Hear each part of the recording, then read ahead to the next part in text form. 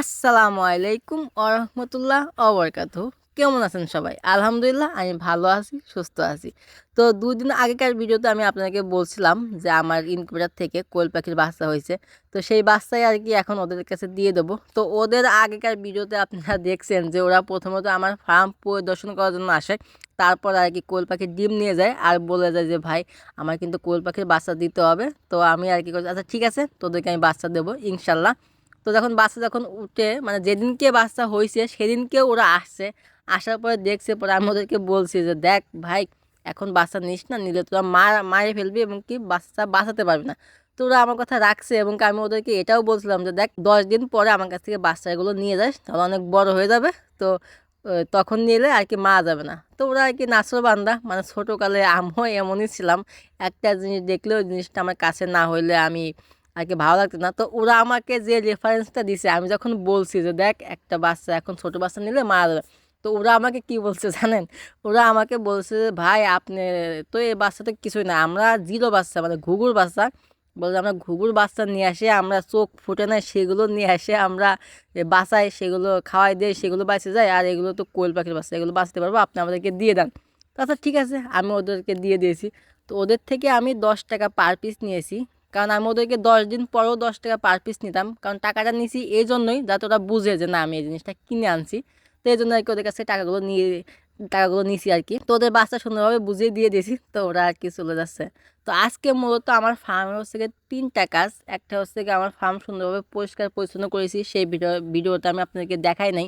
আর দ্বিতীয় কথা হলো যে আমার যে 4টা কোয়েল পাখি ছিল, মানে আগেকার ইনকিউবেটার থেকে যে বাচ্চাগুলো তুলছিলাম, সেই বাচ্চাগুলো আর কি এই খাঁচায় রাখবো। তো এই খাঁচায় রাখার জন্য ওদের হচ্ছে গিয়ে খাবার পট এবং পানির পট দুইটা আর কি সুন্দরভাবে বানিয়ে দেবো, যাতে ওরা খাইতে পারে।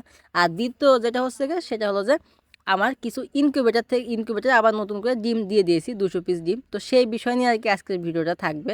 তো এটা হচ্ছে গিয়ে সেই চারটাই মেয়ে কোয়েল পাখি আলহামদুলিল্লাহ। এদের বয়স আনুমানিক 25-30 দিন হবে। তো আর কিছুদিন থেকে হয়তো বা ডিম পাবো ইনশাল্লাহ। এদের 100 গ্রাম প্লাস আর কি ওয়েট আছে, সেদিনকে আমি মাপছিলাম। তো এখন আর কি এটা হচ্ছে একটা খাবার তেলে আর কি দিয়ে দিচ্ছি সুন্দরভাবে। তো আগে সুন্দরভাবে মাপার পরে তারপর আর কি কেটে নিচ্ছি। তো কাটা কমপ্লিট।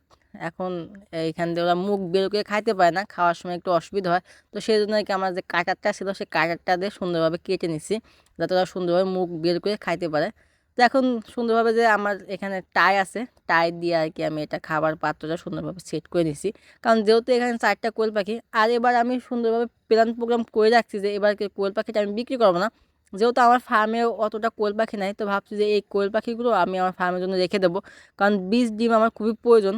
যেহেতু আমি কোয়েল পাখির ডিম থেকে বাচ্চা উৎপাদন করা শুরু করে দিয়েছি এবং কি আমি আপনাদেরকে কিছু দেওয়াও শুরু করেছি, এবং কি আমার গ্রামের আশেপাশে অনেকেই আমার কাছ থেকে বাচ্চা সংগ্রহ করতেছে। তো সেই ক্ষেত্রে আমি ভাবলাম তাহলে আমার কোয়েল পাখিগুলো আর একটু বড় করি, মানে আরও কিছু বেশি করে কোয়েল পাখি রাখি, যাতে বীজ ডিমগুলো বেশি পাওয়া যায় এবং কি আমি ইনকিউবেটর থেকে আরও বেশি ডিম বাচ্চা উৎপাদন করতে পারি। তো সেই জন্য আর কি এবার চিন্তা ভাবনা যে এবারকে যে বাচ্চাটা হবে সেই বাচ্চাটা আর কি বিক্রি করবো না, কারণ বাচ্চার বয়স অলরেডি 2 দিন হয়ে গেছে। তো আলহামদুলিল্লাহ 2 দিনে বাচ্চা সুস্থ আছে। তো এখন দেখতে পাচ্ছেন এগুলো হচ্ছে সেই বীজ ডিম, যেটা আমার নিজ ফার্ম থেকে আর কি এগুলো আমার সংগ্রহ করা। তো এগুলো আর কি এটা মার্কার করে নিচ্ছি, মার্কার করার পরে তারপরে এগুলো আর কি ইনকিউবেটার ভিতরে দিয়ে দেবো। তো এখানে চেলাপেলা আছে অনেক, মানে আমার ভাতিজা আমার ভাগ্নে সবাই আর কি একসাথে ওরা আর কি দেখতেছে। তো ফাইনালি আমি ইনকিউবেটারে আমার ডিমগুলো দিয়ে দিচ্ছি। ডিমগুলো দেওয়া শেষ হওয়ার পরে তারপরে আর কি আটকাই দেবো। তো মূলত ডিম কিভাবে দেয় বা ডিমের আর্দ্রতা এগুলো কত রাখতে হয় এগুলো আমরা সবাই কম বেশি জানি, তো এই বিষয় নিয়ে আর কোনো কথা বলবো না। তো আজকের মতন ভিডিওটা এই পর্যন্তই রাখবো, ভিডিওটা বেশি বড় করবো না। এভাবে দেওয়ার পরে সুন্দরভাবে আমি যে দাগগুলো দিয়ে নিছিলাম মার্কার দিয়ে, সেই দাগটা আর কি উপর পিট করে দেবো, কারণ আমি 24 ঘন্টায় 3বার আর কি এপিট ওপিট করে দিই, এই জন্য আর কি চিহ্ন হিসাবে মার্কার দিয়ে দাগটা দিয়ে দিয়েছি। তো সব পণ্য দেওয়া শেষ হলে আমি আর কি সুন্দরভাবে লেবেলটা ঠিক করে আর কি আটকে দেবো। তো আজকের ভিডিওটা বেশি বড় করবো না, সবাই ভালো থাকবেন, সুস্থ থাকবেন। দেখা হবে কালকে আরেকটা ভিডিওতে। আল্লাহ হাফেজ।